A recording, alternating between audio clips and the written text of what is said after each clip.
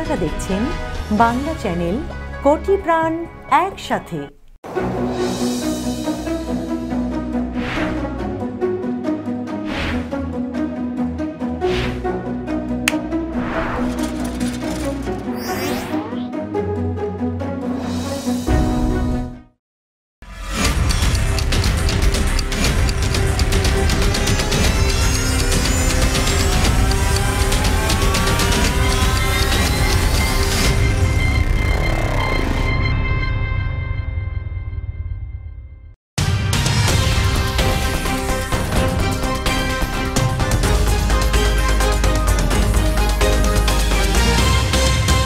এখন দেখবেন বাংলা সংবাদ সৌজন্যে new Haque and sons, mega homes reality, রূপসীবাংলা.us, Khamarbari, attorney Moin Chowdhury law firm PC এবং নিউ ইয়র্ক ইন্স্যুরেন্স ব্রোকারেজ। প্রিয় দর্শক, স্বাগত জানাচ্ছি বাংলা চ্যানেল সংবাদে। আপনাদের সঙ্গে আছি আমি সাইফুল রুদ্র এবং আমি রিফাত তাসনোভা। শুরুতেই জানিয়ে দেব শিরোনাম। নির্বাচনে হেরে ইরানের সঙ্গে যুদ্ধ বাঁধাতে চেয়েছিলেন ট্রাম্প। ভোটারদের সহানুভূতি পেতে হামলার পরিকল্পনায় বাধা দেন তারই শীর্ষ কর্মকর্তারা। ট্রাম্পের আচরণকে দায়িত্বজ্ঞানহীন বললেন জো বাইডেন। প্রেসিডেন্টের অসহযোগিতায় করোনায় আরও মানুষের মৃত্যু হতে পারে বলে আশঙ্কা। প্রায় 95% কার্যকর মডার্নার ভ্যাকসিন। বাজারে আসতে পারে নকল করোনার ভ্যাকসিন, সতর্ক করছেন ব্রিটেনের বিশেষজ্ঞরা। মনমোহন সিংয়ের প্রধানমন্ত্রিত্ব নিয়ে বিস্ফোরক মন্তব্য ওবামার। রাহুলের জন্য নিরাপদ ভেবেই মনমোহনকে নেন সোনিয়া। ভারত জুড়ে তোলপাড়। এবং মাত্র 30,000 টাকার মালিক ভারতের 4 বারের বিধায়ক মেহবুব আলম এখনো থাকেন কাঁচা বাড়িতে। শুনছিলেন শিরোনাম, এবার বিস্তারিত। নির্বাচনে পরাজিত হওয়ার পরও গদি ধরে রাখতে মরিয়া প্রেসিডেন্ট ডোনাল্ড ট্রাম্প ইরানের একটি পারমাণবিক কেন্দ্র গুঁড়িয়ে দেওয়ার কথা ভেবেছিলেন। তিনি ভেবেছিলেন ইরানে হামলা চালালে হয়তো আমেরিকানরা তাকে বাহবা দেবে অথবা তার পক্ষ নেবে। গত সপ্তাহে তিনি তার এই পরিকল্পনার কথা জানালে তার প্রশাসনই তাকে থামিয়ে দেয়। বিস্তারিত দেখুন রিপোর্টে। The Iranian regime's hostile actions and to ensure that Iran never গত সপ্তাহে ইরানের প্রধান পরমাণু কেন্দ্রে হামলার পথ খুঁজেছিলেন প্রেসিডেন্ট ডোনাল্ড ট্রাম্প। তবে পরবর্তীতে তিনি তার এই নাটকীয় সিদ্ধান্ত থেকে সরে এসেছেন বলে সোমবার এক কর্মকর্তা নিশ্চিত করেছেন।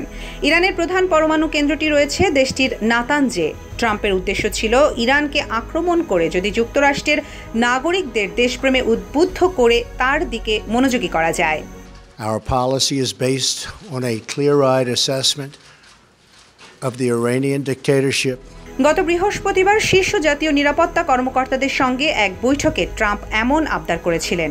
সে সময় তিনি ইরানের পরমাণু কেন্দ্রে হামলার ব্যাপারে ইতিবাচক ছিলেন, যদিও পরবর্তীতে সেই সিদ্ধান্ত থেকে তাকে সরে আসতে হয়েছে। এক শীর্ষ কর্মকর্তা গণমাধ্যমকে জানিয়েছেন, নতুন ভারপ্রাপ্ত প্রতিরক্ষা মন্ত্রী ক্রিস্টোফার মিলার এবং জয়েন্ট চিফ অফ স্টাফ প্রধান জেনারেল মার্ক মিলি ওই বৈঠকে উপস্থিত ছিলেন। বৈঠকে উপস্থিত কর্মকর্তা এবং ট্রাম্পের সহযোগীরা তাকে এ ধরনের সিদ্ধান্ত থেকে সরে আসার জন্য বুঝিয়েছেন। তারা ট্রাম্পকে এই বিষয়টি বুঝিয়েছেন যে এ ধরনের অভিযানে সীমান্তে সংঘাত বেড়ে যাওয়ার ঝুঁকি তৈরি হতে পারে। ওই কর্মকর্তা বলেছেন, ট্রাম্প কর্মকর্তাদের কাছে বিকল্প জানতে চেয়েছিলেন। তারা তাকে পরিস্থিতি সম্পর্কে ধারণা দিয়েছেন এবং তিনি পরবর্তীতে এ ধরনের পদক্ষেপ নেওয়া থেকে সরে এসেছেন। তবে এ বিষয়ে এখনও কোনো মন্তব্য করেনি হোয়াইট হাউস। আন্তর্জাতিক একটি চুক্তির আওতায় ইরানের ইউরেনিয়াম মজুদ 12 গুণের বেশি বৃদ্ধির খবর প্রকাশের একদিন পরেই ইরান হামলা চালানোর অনুরোধ জানিয়েছিল ট্রাম্প। ইরানে ইউরেনিয়াম মজুদ বৃদ্ধির বিষয়টি নিশ্চিত করেছে global watchdog. International atomic energy এজেন্সির তথ্য অনুযায়ী বর্তমানে ইরানে ইউরেনিয়াম মজুদের পরিমাণ প্রায় 2443 কেজি। Samanta Khalid, Bangla channel news desk. Republican governor Mike DeWine নির্বাচিত প্রেসিডেন্ট জো বাইডেনের কাছে ক্ষমতা হস্তান্তর প্রক্রিয়া শুরু করতে প্রেসিডেন্ট ডোনাল্ড ট্রাম্পের প্রতি আহ্বান জানিয়েছেন। তিনি বলেন, ট্রাম্পের উচিত নির্বাচনের স্বচ্ছতা নিয়ে দায়ের করা অভিযোগগুলো চালিয়ে যাওয়ার পাশাপাশি ক্ষমতা হস্তান্তর প্রক্রিয়া শুরু করা। ডিওয়াইন সোমবার ওহাইওতে দেয়া ভাষণে এই আহ্বান জানিয়ে বলেন, আমি এখন যেসব তথ্য পাচ্ছি তাতে জো বাইডেন যুক্তরাষ্ট্রের প্রেসিডেন্ট নির্বাচিত হয়েছেন, এতে কোনো সন্দেহ নেই। ইলেক্ট প্রেসিডেন্ট জো বাইডেন সতর্ক করে বলেছেন, আসন্ন সরকার গঠনে বিদায়ী প্রেসিডেন্ট ডোনাল্ড ট্রাম্প সহযোগিতা না করলে করোনায় আরও বহু মানুষের মৃত্যু হতে পারে। তার মতে, স্বাভাবিকভাবে ক্ষমতা হস্তান্তরে ট্রাম্প বা তার প্রশাসনের তেমন কোনো উদ্যোগ দেখা যাচ্ছে না। বিস্তারিত রিপোর্টে। We can bring Democrats and Republicans together. ডেলাওয়ারে এক ভাষণে জো বাইডেন বলেন, করোনা মহামারীতে ট্রাম্প প্রশাসনের সহায়তার প্রয়োজন রয়েছে। তিনি সতর্ক করে বলেছেন, ট্রাম্পের চলতি বছরে নির্বাচনের ফলাফল মেনে না নেওয়ার কারণে নতুন সরকার গঠন বাধাগ্রস্ত হচ্ছে। এর ফলে দ্রুত ভ্যাকসিন বিতরণের সক্ষমতা ক্ষতিগ্রস্ত হতে পারে। বাইডেন জানান, তার গঠিত করোনা টাস্ক ফোর্সকে কোনো ধরনের সহযোগিতা করতে অস্বীকৃতি জানিয়েছে হোয়াইট হাউস প্রশাসন। The idea that presidents now existing, remaining advisor on COVID is saying that they should resist. What the hell's the matter with these guys? ডেলাওয়ারে শ্রমিক ও ব্যবসায়ী নেতাদের সঙ্গে সাক্ষাৎ করে দেশের বর্তমান অর্থনৈতিক অবস্থা নিয়ে বক্তব্য রেখেছেন জো বাইডেন। এরপরে এক সংবাদ সম্মেলনে সাংবাদিকদের উদ্দেশ্যে বাইডেন বলেন, আমরা সবাই যদি সহযোগিতা না করি তবে আরো অনেক মানুষের মৃত্যু হতে পারে। Once we shut down the virus and deliver economic relief to workers and businesses, then we can start to build back better than before. ফল মেনে নেওয়া নিয়ে ট্রাম্পের এমন আচরণকে দায়িত্ব জ্ঞানহীন বলেছেন বাইডেন। অপরদিকে সামাজিক মাধ্যমের এক পোস্টে সাবেক ফার্স্ট লেডি মিশেল ওবামা বলেছেন, এটা কোনো খেলা নয়। বাইডেন বলছেন, এখনই কিংবা যত তাড়াতাড়ি সম্ভব সমন্বয় শুরু করা প্রয়োজন। তিনি বলেন, প্রেসিডেন্ট অংশ নিলে এটা খুবই সহজ হয়ে যাবে। তিনি বলেন, আমি আশা করছি যে 20 জানুয়ারি আসার আগেই প্রেসিডেন্ট এই বিষয়টি বুঝবেন। Meherul Ferdous, Bangla channel, news desk. এবার করোনা ভাইরাস আপডেট। মহামারী করোনা ভাইরাস প্রতিরোধে তাদের তৈরির সম্ভাব্য ভ্যাকসিন প্রায় 95% ক্ষেত্রে কার্যকর বলে দাবি করেছে ভ্যাকসিনটির প্রস্তুতকারক আমেরিকান জৈব প্রযুক্তি কোম্পানি মডার্না। ভ্যাকসিন পরীক্ষার তৃতীয় ধাপের পরীক্ষার পর প্রাপ্ত প্রাথমিক ফলাফলের বরাতে কোম্পানিটি এমন দাবি করেছে। আগামী কয়েক সপ্তাহের মধ্যে ভ্যাকসিনের ব্যবহার শুরুর জন্য সংশ্লিষ্ট কর্তৃপক্ষের কাছে আবেদন করবে বলে জানিয়েছে মডার্না। শেষ ধাপের ওই ট্রায়ালে যুক্তরাষ্ট্রে 30,000 মানুষের দেহে ভ্যাকসিনটি পুশ করা হয়। এর মধ্যে অর্ধেককে 4 সপ্তাহের ব্যবধানে ভ্যাকসিনের 2টি ডোজ দেওয়া হয়। এছাড়া বাকিদের দেওয়া হয় নামমাত্র ইনজেকশন। সেগুলোতে ভ্যাকসিনের কোনো ডোজ ছিল না। তৃতীয় ধাপের প্রাথমিক ফলের উপর ভিত্তি করে পাওয়া তথ্যের কথা উল্লেখ করে সোমবার মডার্না দাবি করেছে তাদের তৈরি ভ্যাকসিন করোনা ঠেকাতে 94.5% কার্যকর। যখন সাধারণ মানুষ বিপদে পড়ে তখনই ঘোলা পানিতে মাছ শিকারে নেমে পড়ে একদল মানুষ। করোনা ভ্যাকসিন নিয়েও তেমনই আশঙ্কার কথা শুনিয়েছেন একদল বিশেষজ্ঞরা। তারা জানাচ্ছেন, ফায়দা তুলে অতিরিক্ত লাভের আশায় বাজারে বিক্রি করা হতে পারে নকল ভ্যাকসিন। আর উন্নয়নশীল দেশগুলোর মানুষই হবে এসব নকল ভ্যাকসিনের মূল টার্গেট। বিস্তারিত দেখুন রিপোর্টে। বিশেষজ্ঞদের আশঙ্কা, একটি ভ্যাকসিন বিক্রির ঘোষণার সঙ্গে সঙ্গে অপরাধীরা বাজারে জাল ভ্যাকসিন ছড়াতে পারে। এতে তাদের বিরাট মুনাফা হবে, কিন্তু ভয়ঙ্কর ক্ষতি হবে মানুষের। ব্রিটেনের ন্যাশনাল ক্রাইম এজেন্সি একথা জানিয়েছে। বিশ্বের অন্যান্য দেশের বিশেষজ্ঞরাও এমন আশঙ্কা জানিয়েছেন। আর এসব নকল বা ফেক ভ্যাকসিন ছড়াতে পারে চীন থেকেই। We have the vaccine on the horizon, thank goodness. And we cannot have anything that's going to prevent or undermine the rollout of the vaccine program and create dangers for public health, which is what this anti-vaccination content does. ব্রিটেনে ইতিমধ্যে এই fake ভ্যাকসিনের বিক্রি রুখতে পদক্ষেপ গ্রহণ করা হয়েছে। বিশেষজ্ঞরা জানাচ্ছেন, মহামারীর শুরুর দিকে অসাধু লোকেরা চীনা নকল পিপিই বিক্রি করার চেষ্টা করেছিল। সেই একই ধাঁচে এবারও ভ্যাকসিন নিয়ে অসাধু ব্যবসা করতে পারে তারা। ব্রিটেনের ন্যাশনাল ক্রাইম এজেন্সি জানিয়েছে, ভ্যাকসিন নিয়ে জালিয়াতির বড় ঝুঁকি রয়েছে। ভ্যাকসিন প্রস্তুত হওয়ার সঙ্গে সঙ্গেই নকল ভ্যাকসিন দেওয়ার দলগুলি সক্রিয় হয়ে উঠবে। রিপোর্ট মোতাবেক এর আগেও করোনার নানা রকম জাল জিনিস, যা কিনা সাধারণ মানুষের প্রয়োজন, এমন কিছু বিক্রি করার চেষ্টা করা হয়েছিল। এক্ষেত্রে অসাধু লোকেদের উদ্দেশ্য হল মুনাফা অর্জন। Kaniz Fatema Nipa, Bangla channel, news desk. বাংলাদেশে করোনা ভাইরাসে আক্রান্ত মৃত্যুর সংখ্যা আবারও বাড়তে শুরু করেছে। গেল কিছুদিন দৈনিক 15 থেকে 20 জন মারা গেলেও করোনা ভাইরাসে আক্রান্ত হয়ে গত 24 ঘন্টায় সারা দেশে 39 জনের মৃত্যু হয়েছে। তাদের মধ্যে 30 জন পুরুষ ও 9 জন নারী। এ নিয়ে ভাইরাসটিতে মোট মৃতের সংখ্যা দাঁড়ালো 6254 জনে। মঙ্গলবার স্বাস্থ্য অধিদপ্তরের এক সংবাদ বিজ্ঞপ্তিতে এই তথ্য জানানো হয়। এতে বলা হয়, গত 24 ঘন্টায় করোনা ভাইরাসে আক্রান্ত নতুন রোগী শনাক্ত হয়েছেন আরও 2212 জন। দেশে মোট শনাক্ত রোগীর সংখ্যা দাঁড়ালো 4,36,684 জনে। গত 24 ঘন্টায় মৃত 39 জনের মধ্যে 10ঊর্ধ্ব 1 জন, 20ঊর্ধ্ব 1 জন, 30ঊর্ধ্ব 1 জন, 40ঊর্ধ্ব 2 জন, 50ঊর্ধ্ব 10 জন এবং 60 বছরের ঊর্ধ্বে রয়েছে 24 জন। তাদের মধ্যে ঢাকা বিভাগে 22 জন, চট্টগ্রামে 5 জন, রাজশাহীতে 3 জন, বরিশালে 2 জন, সিলেটে 2 জন এবং রংপুর বিভাগে 5 জন। পররাষ্ট্রমন্ত্রী মাইক পম্পেওকে পাত্তাই দিলেন না তুরস্কের president Recep Tayyip Erdogan. France এবং মধ্যপ্রাচ্যের 6 দেশ সফরে যাচ্ছেন মাইক পম্পেও। এই সফরে এরদোয়ানের সঙ্গে সাক্ষাৎ করতে চেয়েছিলেন তিনি, কিন্তু তার সেই আবেদনকে প্রত্যাখ্যান করেছেন তুরস্কের প্রেসিডেন্ট এরদোয়ান। পম্পেওর এই মধ্যপ্রাচ্য সফরে একটি অবৈধ ইহুদি বসতি পরিদর্শনের পরিকল্পনা রয়েছে, যার ঘোর বিরোধিতা করেছেন ফিলিস্তিনরা। ফিলিস্তিন প্রশাসন কর্তৃপক্ষের প্রধানমন্ত্রী মোহাম্মদ শাতাইয়াহ এবং ইসলাম প্রতিরোধ আন্দোলন হামাস পরিকল্পিত ওই সফরের তীব্র বিরোধিতা করেছে। জর্ডান নদীর পশ্চিম তীরে ফিলিস্তিনি ভূখণ্ড জবরদখল করে নির্মিত ইহুদি বসতি স্যাগোট পরিদর্শন করবেন বলে কথা রয়েছে পম্পেওর। তুরস্কের পররাষ্ট্রমন্ত্রী পম্পেওর এই সফরকে খুবই অনভিপ্রেত ও অগ্রহণযোগ্য বলে বর্ণনা করেছেন। ছোট্ট একটি বিরতি, ফিরে এসে থাকছে। মনমোহন সিং এর প্রধানমন্ত্রিত্ব নিয়ে বিস্ফোরক মন্তব্য ওবামার। রাহুলের জন্য নিরাপদ ভেবেই মনমোহনকে নেন সোনিয়া। ভারত জুড়ে তোলপাড়। আমেরিকায় সকল বাংলাদেশি ব্যবসায়ী ভোক্তা সমাজের প্রতি নিবেদন, স্কয়ার ফুড অ্যান্ড বেভারেজ লিমিটেডের পণ্য সামগ্রী রাঁধুনি, রুচি ও চাষি ব্র্যান্ডের একমাত্র বৈধ আমদানিকারক এবং সরবরাহকারী নিউ হক অ্যান্ড সন্স। স্কয়ারের পণ্য সামগ্রী যুক্তরাষ্ট্রে আমরা একমাত্র পরিবেশন। বাংলাদেশি কিছু অসাধু ব্যবসায়ী খুচরা বাজার থেকে মেয়াদোত্তীর্ণ পণ্য সরবরাহ করছে, তাই যুক্তরাষ্ট্রের সকল ব্যবসায়ী ভোক্তাদের অনুরোধ করা যাচ্ছে পণ্য ক্রয়ের পূর্বে new Haque and sons coding করা দেখে কিনুন। ফ্রেশ মাংস ও দেশি মাছ কেনার কথা ভাবছেন? আমরা শুধুই হালাল ফ্রেশ মাংস ও দেশি মাছ বিক্রি করি। জ্যাকসন হাইটসে আমরা নতুন, কিন্তু অন্যান্যদের সাথে আমাদের হালাল ফ্রেশ মাংস ও দেশি মাছের তুলনা করলেই বুঝতে পারবেন তাদের সাথে আমাদের পার্থক্য।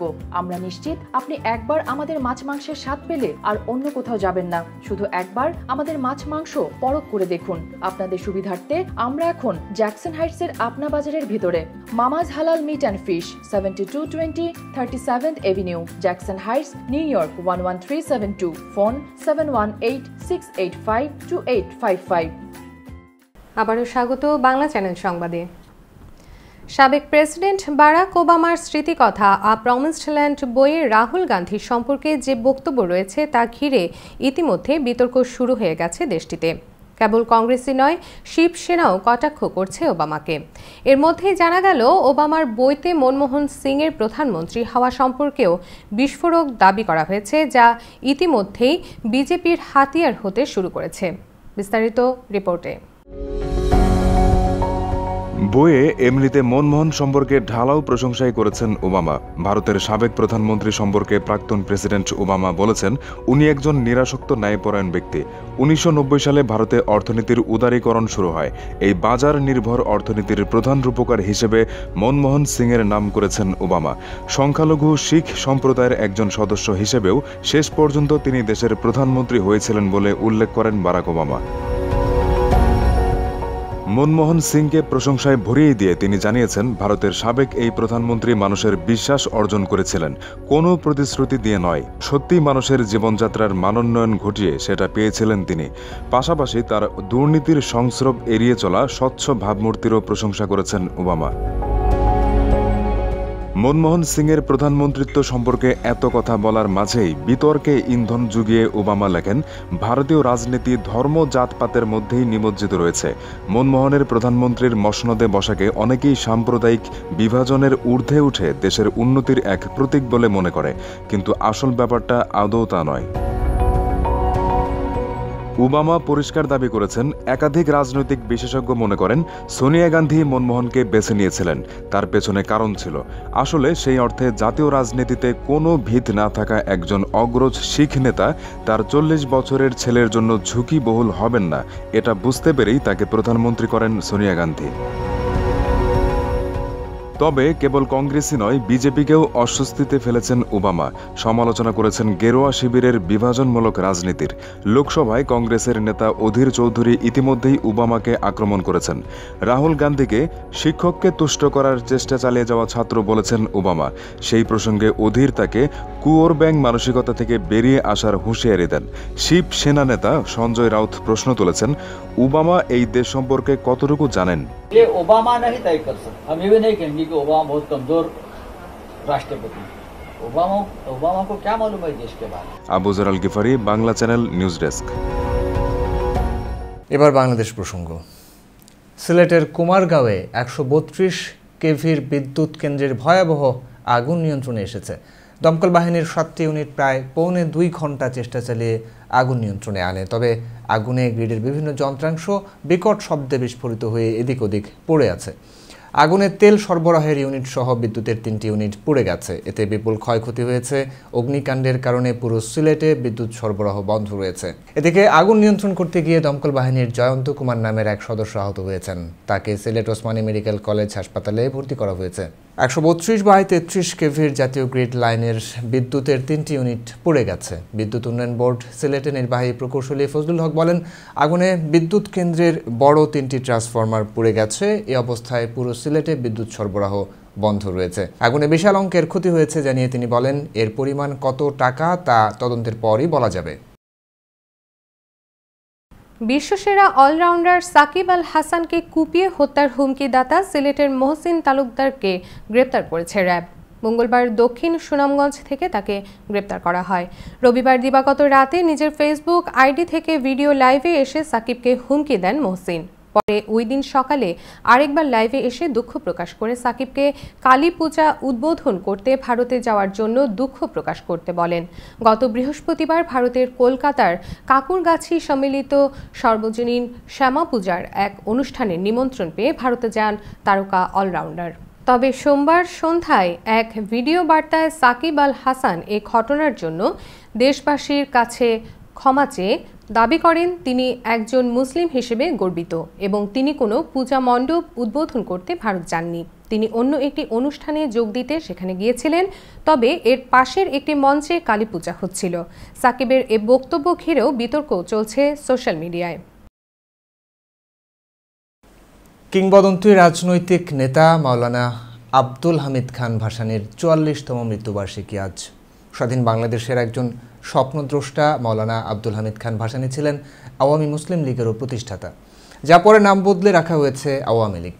নানান কারণে সর্বজনশ্রদ্ধেয় এই রাজনৈতিক ব্যক্তিত্বকে পেছনে ফেলতে চেয়েছে কিছু রাজনৈতিক দল ও নেতাকর্মী। বিস্তারিত রিপোর্টে। সাধারণ মানুষের কিংবদন্তি নেতা মাওলানা ভাসানী সমাজে উচ্চ আসন পেয়েও যিনি কৃষকের পোশাক বর্জন করে তথাকথিত ভদ্রলোক হওয়ার প্রয়োজন বোধ করেননি। স্বাধীন বাংলাদেশের একজন স্বপ্নদ্রষ্টা মাওলানা আব্দুল হামিদ খান ভাসানী 1880 সালের 12ই ডিসেম্বর সিরাজগঞ্জের ধানগড়া গ্রামে জন্মগ্রহণ করেন। মাওলানা ভাসানী আওয়ামী মুসলিম লীগের প্রতিষ্ঠাতা ও সভাপতি ছিলেন, যে দলটি পরবর্তী সময়ে নাম বদল করে হয়েছে আওয়ামী লীগ। তিনি ন্যাশনাল আওয়ামী পার্টি ন্যাপ নামে একটি বামপন্থী রাজনৈতিক দলও গঠন করেছিলেন। মাওলানা আব্দুল হামিদ খান ভাসানী প্রথম তার বিভিন্ন রাজনৈতিক কর্মসূচিতে স্বায়ত্তশাসন এমনকি স্বাধীনতার ইস্যুকে সামনে নিয়ে আসেন। ক্ষেত্র প্রস্তুত করেন মহান মুক্তিযুদ্ধের।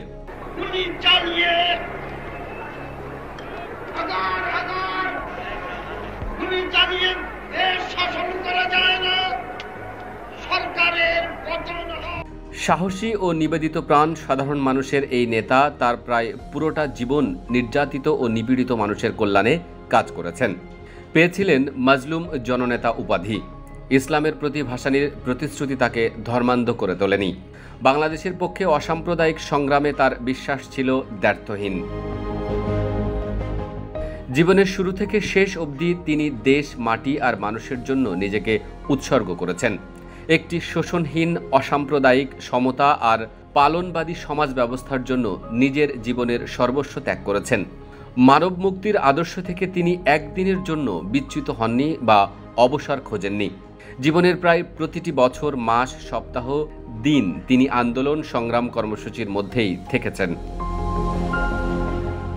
সাধারণ মানুষের এই নেতা 1976 সালের 17 নভেম্বর তৎকালীন ঢাকা পিজি হাসপাতালে চিকিৎসাধীন অবস্থায় 96 বছর বয়সে মারা যান।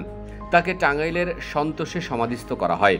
বিভিন্ন সামাজিক রাজনৈতিক সংগঠন সারা দেশে নানা কর্মসূচির মধ্য দিয়ে দিবসটি উদযাপন করে। টাঙ্গাইলের সন্তোষে মাওলানা ভাসানীর সমাধিতে পুষ্পস্তবক অর্পণ করা হয় সংগঠন ও ব্যক্তি পর্যায়ে।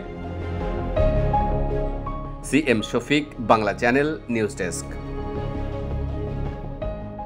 নিচ্ছি আরও একটি বিরতি, ফিরে এসে থাকছে। মাত্র 30,000 টাকার মালিক ভারতের 4 বারের বিধায়ক মেহবুব আলম এখনো থাকেন কাঁচা বাড়িতে। মেগা হোমস রিয়েলটি, স্বপ্ন আপনার, দায়িত্ব আমাদের। পছন্দের বাড়িটির জন্য আসুন আমাদের কাছে। Mega homes realty, buy, sell, rent, invest ও শর্ট সেল। আমরা ফোরক্লোজ থেকে আপনার বাড়ি রক্ষা করতে সহায়তা করি। Mega homes realty, commercial and residential real estate firm. আমাদের সাথে যোগাযোগের ঠিকানা Moinul Islam, 3211 35th Avenue, Astoria, new York 11106। Telephone 9175354131। Email moinul4@gmail.com। নিরাপত্তা নিয়ে উদ্বিগ্ন? বিশ্বের যে কোনো প্রান্তে বসে নজর রাখুন বাড়ি, অফিস বা ব্যবসা প্রতিষ্ঠান। আপনার পরিবার, কর্মক্ষেত্র বা প্রতিষ্ঠানের টোটাল সিকিউরিটি সলিউশন নিশ্চিত করতে digital security system and networking inc বিশ্বস্ত একটি নাম। Weather proof night vision, CC camera, networking, installation এবং সার্বিক সেবায় রয়েছে আমাদের দক্ষ টিম ও অভিজ্ঞতা। যোগাযোগ করুন MD Ziaur Rahman Chowdhury Litu, 16709 hillside avenue, second floor, sweet 2A, Jamaica, new York 11432। Cellphone number 9418223090। Email lituchaudhuri2009@yahoo.com। আপনার নিশ্চিন্ত নিরাপত্তা আমাদের স্বস্তি। আবারও স্বাগত বাংলা চ্যানেল সংবাদে। বিষাক্ত ধোঁয়া ও কুয়াশার পাশাপাশি এবার দিল্লির আবহাওয়া নিয়ে সৃষ্টি হয়েছে নতুন রহস্য। দিল্লির বিভিন্ন এলাকায় তেল বৃষ্টি হচ্ছে বলে দাবি করেছেন বাসিন্দারা। বেশ কয়েকদিন ধরে মুষলধারে বৃষ্টি হচ্ছিল, কিন্তু এবারের বৃষ্টির পরই রাস্তা এমন পিচ্ছিল হয়েছে যে গাড়ি চালানো কষ্টকর হয়ে উঠেছে। পিছলে যাচ্ছে গাড়ির চাকা। দিল্লির ফায়ার সার্ভিস কর্মীরা বলছেন, বৃষ্টির পর থেকে এমন অনেক কল পেয়েছেন তারা, যেখানে সাধারণ মানুষ দাবি করেছেন তাদের এলাকায় তেল বৃষ্টি হচ্ছে। এক দুটি নয়, এমন প্রায় 40টি কল এসেছে দিল্লির ফায়ার সার্ভিসে। শহরের প্রায় সব অংশ থেকে এই কলগুলো এসেছে। বাধ্য হয়ে পুরো ঘটনা খতিয়ে দেখতে শুরু করেছেন তারা। বেশ কয়েকটি রাস্তা বন্ধ এবং কোনো কোনো অংশে যানবাহন নিয়ন্ত্রণ করা হয়েছে। দক্ষিণ দিল্লির জামিয়ানগর এলাকার হলি হাসপাতালের উল্টো দিয়ে রাস্তা পুরো বন্ধ করে দেয় পুলিশ। ওই রাস্তাতেই অনেক মোটরসাইকেলের চাকা স্লিপ কেটেছে। বিভিন্ন এলাকায় দমকল কর্মীদের রাস্তা ধুয়ে গাড়ি চলাচলের উপযুক্ত করতে দেখা গেছে। ইথিওপিয়ায় প্রচণ্ড লড়াই শুরু হয়েছে। সরকারি বাহিনী ও বিদ্রোহী যোদ্ধাদের মধ্যে এই লড়াইয়ের মাত্রা দিন দিন বেড়েই চলেছে। দেশটির তিগ্রাই পার্বত্য অঞ্চলে মুহুর্মুহ বিমান হামলা চালাচ্ছে ইথিওপীয় বাহিনী। ক্ষেপণাস্ত্র দিয়ে পাল্টা হামলা চালাচ্ছে বিদ্রোহীরা।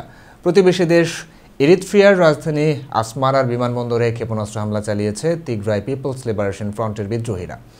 আগের দিন শনিবারও ইথিওপিয়ার 2 বিমানবন্দরে ক্ষেপণাস্ত্র হামলা চালায় তারা। টিপিএলএফ জানায়, ইথিওপীয় বাহিনীর বিমান হামলার জবাবে এই হামলা চালানো হয়। দিন যতই যাচ্ছে বিদ্রোহী বাহিনীগুলোর সঙ্গে সরকারি বাহিনীর লড়াই ততই বড় আকারে ছড়িয়ে পড়ার শঙ্কা দেখা দিয়েছে। এদিকে এই সংঘাতের কারণে বিপাকে পড়েছে দেশটিতে তৈরি পোশাক খাতে বিনিয়োগ করা বাংলাদেশি ব্যবসায়ী ও গার্মেন্ট কর্মীরা। এবার খেলার সংবাদ।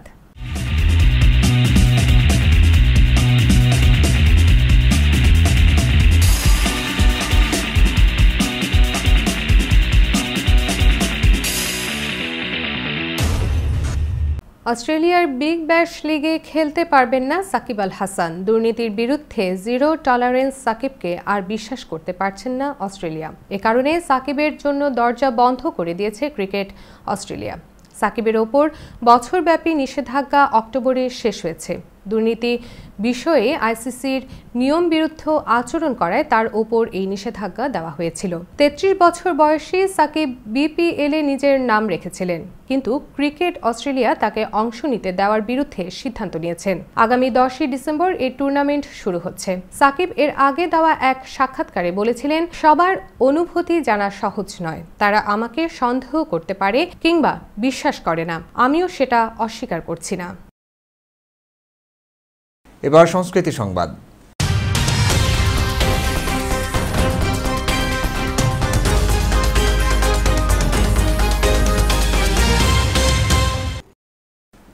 ভারতীয় উপমহাদেশের সঙ্গীত জগতের কিংবদন্তি রুনা লায়লা। তার কণ্ঠে যুগের পর যুগ মুগ্ধ হয়ে আছে শ্রোতারা। কয়েক দশক ধরে খ্যাতির চূড়ায় অবস্থান করছেন তিনি। আজ বাংলাদেশ, ভারত ও পাকিস্তানে জনপ্রিয় রুনার ৬৮তম জন্মদিন। বিস্তারিত দেখুন রিপোর্টে।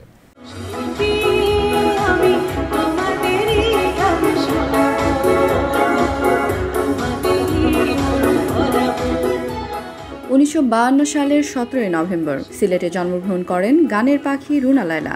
রুনা লায়লার বাবার নাম এমদাদ আলী ও মায়ের নাম অনিতা সেন ওরফে আমেনা লায়লা। রুনার মা সঙ্গীতশিল্পী হিসেবে বেশ পরিচিত ছিলেন। বিখ্যাত সঙ্গীতশিল্পী সুবীর সেন রুনা লায়লার মামা।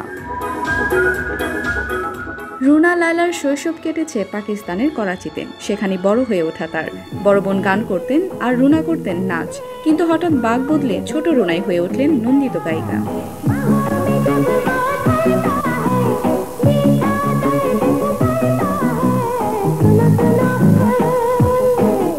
৬০-এর দশকে গানের ভুবনে যাত্রা শুরু করেন রুনা লায়লা। ৫ দশকের সঙ্গীত জীবনে লোকজ, পপ, রক, গজল, আধুনিক সব ধাঁচেই কৃতিত্ব দেখিয়েছেন রুনা। বাংলার পাশাপাশি Hindi, Urdu, Punjabi, Sindhi, Gujarati, Baluch, Arabic, Farsi, Malay, Nepalese, Italian, Japanese, Spanish, French ও ইংরেজি ভাষার গানে কণ্ঠ দিয়েছেন তিনি। বলা হয় প্রায় ১৮টি ভাষায় গাইতে জানেন গুণী এই সঙ্গীত শিল্পী।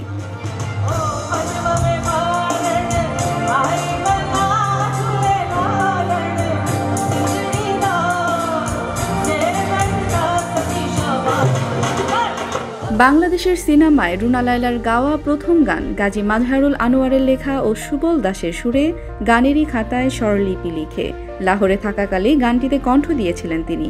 সিনেমায় প্লেব্যাক করে তিনি জাতীয় চলচ্চিত্র পুরস্কার পেয়েছেন ৬ বার। গানেরই খাতায় স্বরলিপি লিখে বলো কি হবে। বলিউডের বেশ কয়েকটি ছবিতে গান গেয়েছেন রুনা লায়লা। সর্বশেষ গেয়েছিলেন ১৯৯০ সালে অমিতাভ বচ্চন অভিনীত অগ্নিপথ ছবির আলী বাবা মিল গায়া ৪০ চোরসে গানটি। বলিউডে তার গাওয়া সবচেয়ে জনপ্রিয় গান ও মেরা বাবু চল চাবিলা।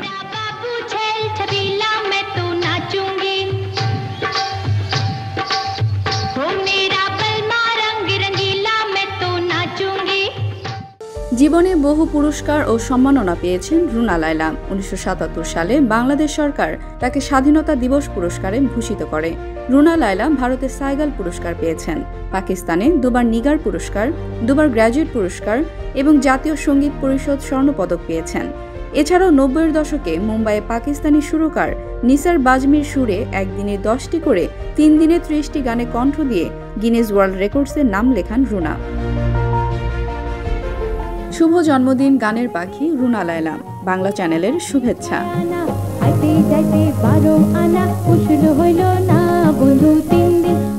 তমা Chowdhury, Bangla channel, news desk.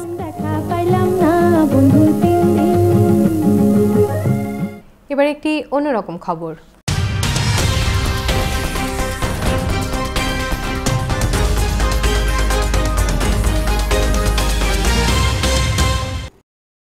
বিহারের ৪ বারের বিধায়ক তিনি। এবারও সবচেয়ে বেশি ব্যবধানে জিতেছেন। বিধায়ক হলেও খুবই সাদামাটা জীবনযাপন করেন তিনি। এখনও থাকেন অজ পাড়াগাঁয়ের কাঁচা বাড়িতে। উপমহাদেশে একবার এমপি হলে ১৪ পুরুষের সম্পদ গড়ে নেয়, এমন বদনামের বাইরে গল্পের মতো মনে হলেও তার ক্ষেত্রে এটাই সত্য। আরও দেখুন রিপোর্টে।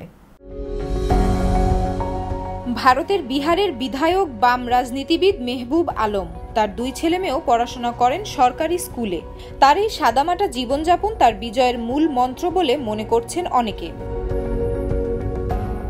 নির্বাচন কমিশনে জমা দেয়া হলফনামায় মেহবুবের সম্পত্তির পরিমাণ দেয়া হয়েছে নগদ 30,000 টাকা, কিছু জমি যার সম্পদ মূল্য 9 লাখ টাকার মতো এবং একটি স্করপিও গাড়ি।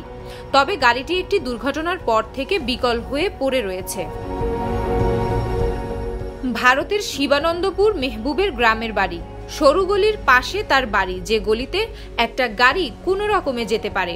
সেই সরু রাস্তার দুপাশে অধিকাংশই কাঁচা বাড়ি, আর তার অ্যাসবেস্টসের চাল দেয়া বাড়িতে ইটের গাঁথুনি থাকলেও তাতে প্লাস্টার এখনো হয়নি।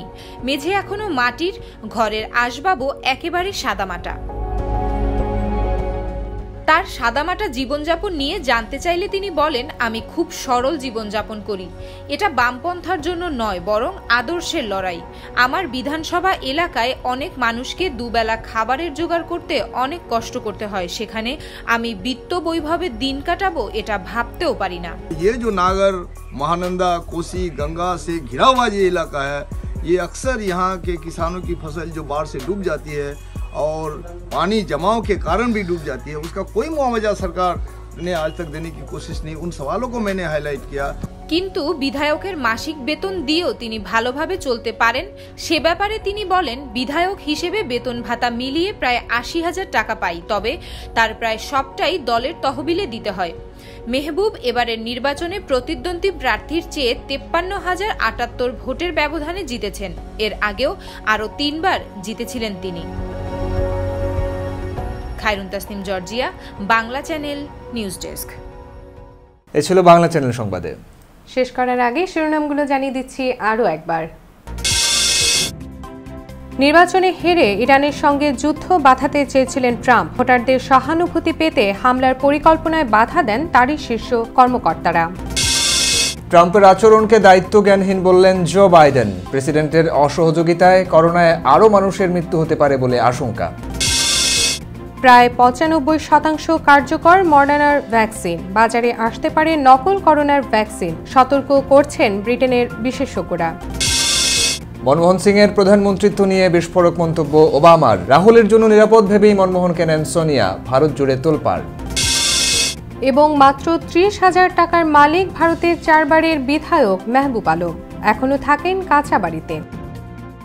নিয়মিত বাংলা চ্যানেল দেখতে চোখ রাখুন ফেসবুক, ইনস্টাগ্রাম, টুইটার ও ইউটিউব চ্যানেলে, অথবা লগ অন করুন www.banglaChannel24.com এ। দর্শক, করোনা ভাইরাস মহামারীর সময় সুরক্ষিত থাকতে 20 সেকেন্ড ধরে হাত ধোয়ার অভ্যেস চালু রাখুন। প্রয়োজনে হ্যান্ড স্যানিটাইজার ব্যবহার করুন। বাইরে গেলে অবশ্যই নিজের সুরক্ষায় মাস্ক ব্যবহার করুন। সুস্থ থাকুন, বাংলা চ্যানেলের সঙ্গে থাকুন। এতক্ষণ দেখলেন বাংলা সংবাদ, সৌজন্যে new Haque and sons, mega homes reality, রূপসীবাংলা.us, Khamarbari, attorney Moin Chowdhury law firm PC এবং নিউ ইয়র্ক ইন্স্যুরেন্স ব্রোকারেজ। দেশ কিংবা বিদেশ, সারা বিশ্বের খবর জানতে চোখ রাখুন বাংলা চ্যানেলে। শুধু টিভি স্ক্রিনে নয়, চলার পথে সব খবর জানতে কম্পিউটার অথবা স্মার্ট ডিভাইসে লগ ইন করুন banglaChannel24.com। খবর, বিনোদন, খেলাধুলা, বিজ্ঞান, তথ্য প্রযুক্তি, সংস্কৃতি জগতের নানান অনুষ্ঠান, সংবাদ, টক শো সবই আপনার হাতের মুঠোয়। আপনার মোবাইল ফোনে ডাউনলোড করুন Bangla channel app. Bangla channel, কোটি প্রাণ একসাথে।